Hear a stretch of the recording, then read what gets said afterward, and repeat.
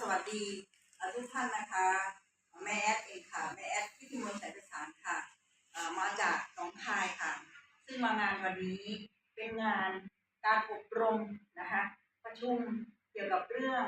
โครงการดีๆที่ท่านอาจารย์มาร์คได้เสนอนะคะก็ไปทั้งหมด50ท่านค่ะตอนนี้ก็ให้น้องชาย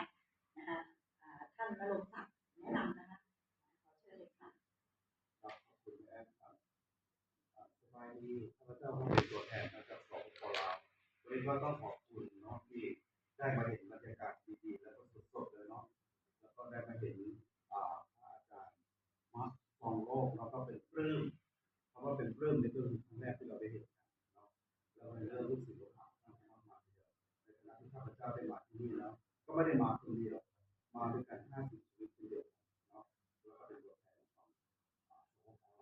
วันนั้นข้าพเจ้าที่สักการะมั่นคงหรือว่าโทมัสเนาะก็ประทับใจในเรื่องของที่พระอาจารย์ได้ท่องบอกว่ามาสองโลกเนาะแล้วเราก็ได้กำลังทำงานด้วยแล้วก็อีกส่วนหนึ่งนะครับเราก็อยู่ในส่วนของการที่ไหว้พระทำบุญกันอยู่แล้วแล้วโอกาสนี้ข้าพเจ้าก็ได้บอกนั่นแน่ที่มากันเนาะพอมาทุกท่านปลื้มกันหมดเลยก็ดีใจนะครับแล้วก็สิ่งที่เราจะได้เนี่ยที่ว่าจะไปต่อยอดได้อีกในส่วนที่ ครับมีท่านผู้นำได้พูดถึงที่น้องข้อความเรื่องน่าสนใจเลยทีเดียวเพราะว่าบางทีเราอยู่บ้านเนี่ยก็อยู่กับลูกกับหลานแต่พอมาที่นี่เรารู้สึกว่าถ้ามีโอกาสดีแบบนี้เนี่ยเราจะต้องศึกษาให้ลึกกว่านี้และไปต่อยอดก็เลยวางแผนกับเพื่อนๆที่นี่นะที่มาด้วยกันว่า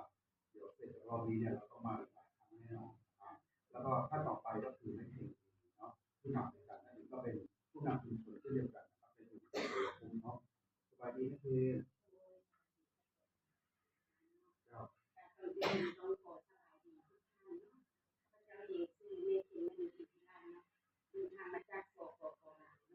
ก็เป็นครั้งแรกเนาะที่มา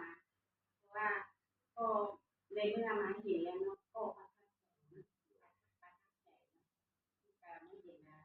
ตอนนี้นะเนาะที่คุณมาคือเรียนเนาะในงานนี้ก็ต้องขอขอบใจเนาะท่านอาจารย์ภูมิเนาะที่เล่นของเนาะและให้เกียรติเกินข้าพเจ้าได้ติดงานของสปปลาวขอขอบใจเป็นอย่างยิ่งที่ได้มาศึกษาเนาะในงานนี้เนาะก็ถือว่าสุดยอดเลยเนาะต้องขอขอบใจนะเพราะว่าเป็นงานแรกเนาะแต่ก็บ่เคยมาเนาะแล้วก็บ่เคยเห็นกับเพื่อนเนาะแต่ว่าในเรื่องมาเห็นแล้วก็ถือว่าประทับใจทุกท่านนะแล้วก็จะให้เพื่อนต่อๆไปเนาะเราจะแนะนำมาชวนกันมาเนาะก็ถือว่าประทับใจอย่างมากและการต้อนรับก็ถือว่าสุดยอดเลยเนาะต้องขอขอบใจหลายๆเนาะแนะนำตัวที่สุดที่ดีที่สุดบ้านโนนสะอาดมากเลย